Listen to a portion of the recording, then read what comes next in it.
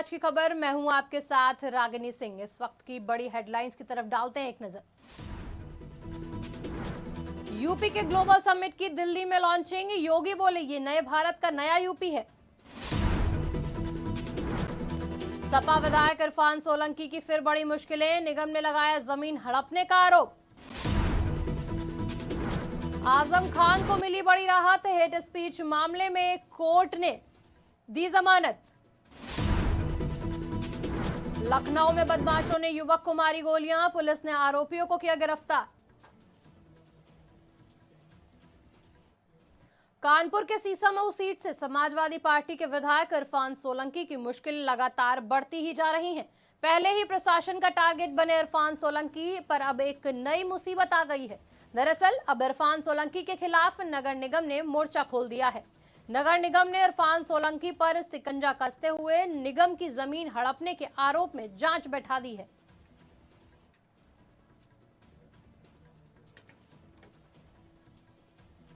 कानपुर जिले के बिधनू थाना के न्यूरी गांव के पास सोमवार देर रात पुलिस और बदमाश के बीच मुठभेड़ हो गई। इस मुठभेड़ में बदमाश के पैर में गोली लग गई, जिसे अस्पताल में भर्ती कराया गया। वहीं बदमाश के पास से आजाद नगर चौकी से चोरी हुई दरोगा की पिस्टल भी बरामद की गई। पुलिस उपायुक्त दक्षिण ने बताया कि बीते दिनों न्यू आजाद नगर चौकी से दरोगा की पिस्टल और बक्सा चोरी कर ले जाने के साथ चोरों ने पास की वर्दी भी जला दी। देखिए 10 तारीख को थाना क्षेत्र बिजनू की न्यू आज़ाद नगर चौकी पे चौकी से ही पिस्टल चोरी होने की घटना जो हुई थी, उसमें हम लोगों ने कई टीमें बनाई थी। कानपुर कमिश्नरेट से इसको बहुत सीरियसली लिया था। उसी क्रम में कई लोगों से पूछताछ हुई थी, कई जगह पे सर्च भी हुए थे।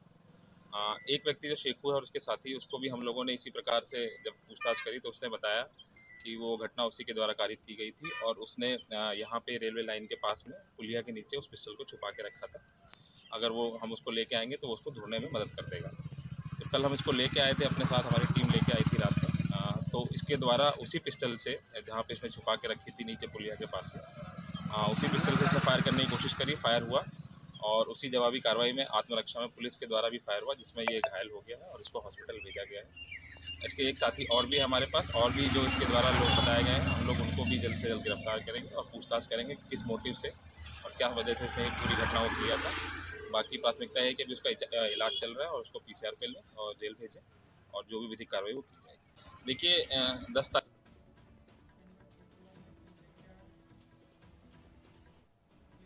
लखनऊ के इंदिरानगर थाना क्षेत्र के पिकनिक स्पॉट रोड पर सोमवार देर रात स्कूटी सवार को बदमाशों द्वारा गोली मारने का मामला सामने आया।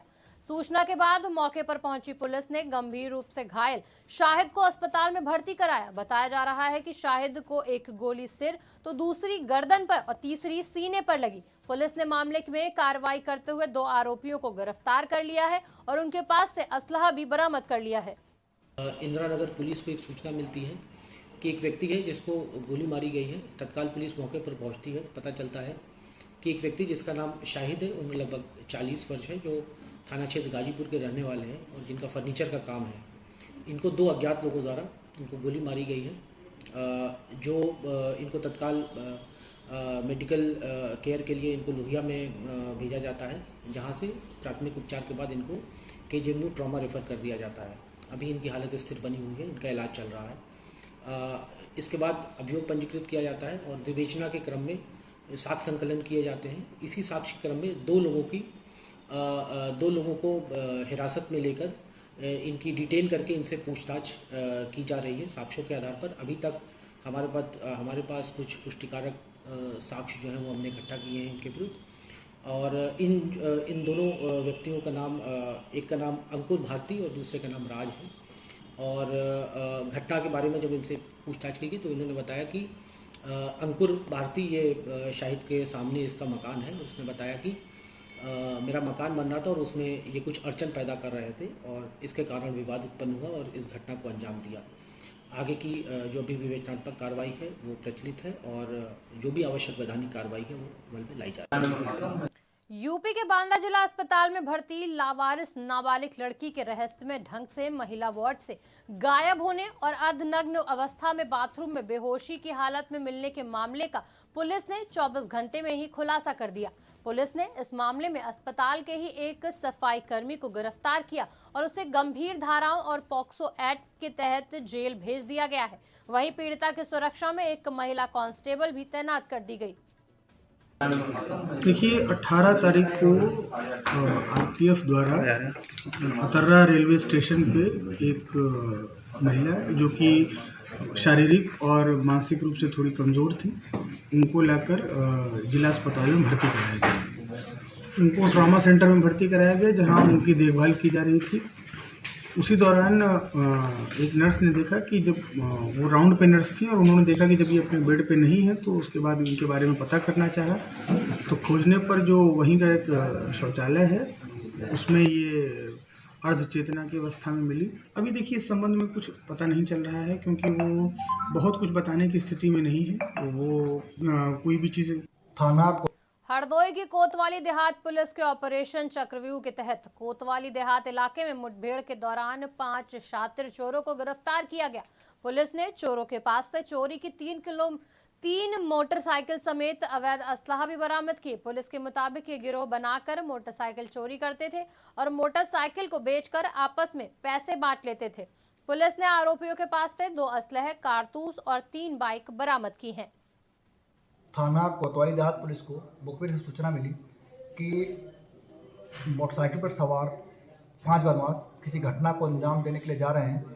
पुलिस द्वारा इसमें चेकिंग की गई। चेकिंग के दौरान हरिपुर ग्रांट मोड़ के पास पुलिस ने मुठभेड़ के दौरान इनको गिरफ्तार किया है। इनके नाम पृथ्वी, अक्षय, रविंदर, दिलसुख सभी कोतवाली देहात थाना क्षेत्र के रहने वाले हैं। पुलिस ने इनके पास से 3 मोटरसाइकिलें, 2 अदद तमंचा बरामद किया है। पूछताछ में पता चला है कि यह साथी अपराधी हैं और पूर्व में भी कई घटनाएं कर चुके हैं। पुलिस इनको गिरफ्तार करके जेल भेज रही है और अन्य इनके द्वारा की गई घटनाओं का पता लगाया जा रहा है।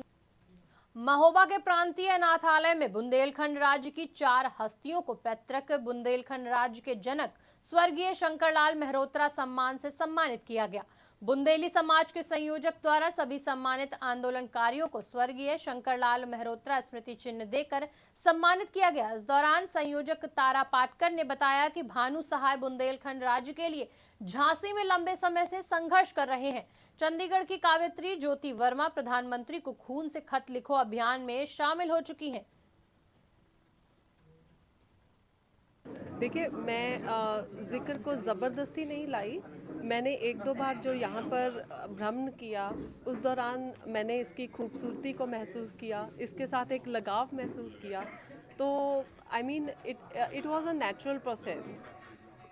इसको ज़बरदस्ती नहीं लाया गया है। एक फीलिंग है, एक एहसास है, इमोशन है जिसको मैंने अपनी कविताओं में एक्सप्रेस किया है। देखिए, आज शंकरलाल मेहरोत्रा जो बुंदेलखंड राज्य आंदोलन के जनक थे, उनकी पुण्यतिथि है। उनकी पुण्यतिथि पर हम लोग पिछले 3 वर्षों से उनकी स्मृति में सम्मान देते हैं और वो सम्मान जो है आज हम लोगों ने 4 विभूतियों को चुना था, तो 4 लोगों को हम लोगों ने इस बार सम्मानित किया है। तो ये हमारा अभियान लगातार। हरदोई के टडियावा थाना इलाके के बहरोवा गांव में सरकारी कागजों में स्वर्गवासी हो चुका एक युवक अपने आप को जिंदा साबित करने के लिए अधिकारियों के दफ्तरों के चक्कर काट रहा है। पीड़ित का कहना है कि उसके माता पिता दिव्यांग है और गांव के ही कुछ लोगों ने उसकी जमीन और मकान अपने नाम नोटरी करा ली है और अब वो अपनी बुआ के यहाँ रह रहा है। पीड़ित ने पूरे मामले में कार्रवाई किए जाने की मांग भी की है। ग्राम बहरोवा के सेक्रेटरी हसरफी लाल, ग्राम प्रधान शिव गोविंद हरनाम ने हमको 1996 में मृतक दिखाया। मैं रेलवेगंज मोहल्ला गिप्सनगंज में अपनी बुआ के पास छोटे पर से रहा। जब मैं गांव गया तो हमको मालूम हुआ कि मृतक हैं। तो हम डीएम, कप्तान, सीओ सब अधिकारियों के पैर छू के मैं ये कह रहा हूँ कि इनको सबको जेल भेजा जाए। ताकि हमारे अंधे बाप का खेत हमको मिल सके। हमारे साथ अन्याय किया गया, अगर सही ना हो तो मैं जब तक बैठा रहूँगा जब तक ये केस खुल ना जाएगा। हमारे साथ हरदोई में समाजवादी पार्टी के संरक्षक रहे और पूर्व मुख्यमंत्री मुलायम सिंह यादव की जयंती पर सपा नेताओं ने रक्तदान शिविर का आयोजन किया। जिला अस्पताल के ब्लड बैंक में लगाए गए रक्तदान शिविर में सपा नेताओं ने रक्तदान कर सेवा और संघर्ष का संकल्प लिया। देखिए, आज हमारे महापुरुष और समाजवादी पार्टी के संस्थापक पूर्व मुख्यमंत्री, पूर्व रक्षा मंत्री माननीय मुलायम सिंह यादव जी की 83वीं जयंती है। और नेताजी जैसे लोग धरती पर एक बार ही आते हैं। इससे पहले सुभाष चंद्र बोस जी आए थे और सुभाष चंद्र बोस जी के बाद पूरा देश ये मानता है माननीय मुलायम सिंह जी नेताजी के रूप में आए। और नेताजी से हमारे पार्टी के कार्यकर्ता और नेता इतना प्यार करते हैं और नेताजी इतना प्रेम करते थे कार्यकर्ताओं से। हमेशा गरीब असहाय लोगों की मदद के लिए माननीय नेताजी अपील करते थे और पूरे जीवन उन्होंने मदद की गरीबों की, असहाय लोगों की। तो आज हम लोगों ने प्रेरित होकर माननीय नेताजी की जयंती को रक्तदान करके मनाने का निर्णय लिया। आज बड़ी संख्या में समाजवादी पार्टी के पूरे जिले के कार्यकर्ता आए हैं। हमारे माननीय विधायक जी भी मौजूद हैं, पार्टी के हमारे वरिष्ठ नेता भी हैं। सभी लोग ब्लड डोनेशन कर रहे हैं, रक्तदान करके माननीय नेताजी को याद कर रहे हैं और उनके बताए रास्ते पर चलने का संकल्प ले रहे हैं। फिलहाल इस बुलेटिन में इतना ही। देश दुनिया की तमाम खबरों के लिए देखते रहिए आज की खबर।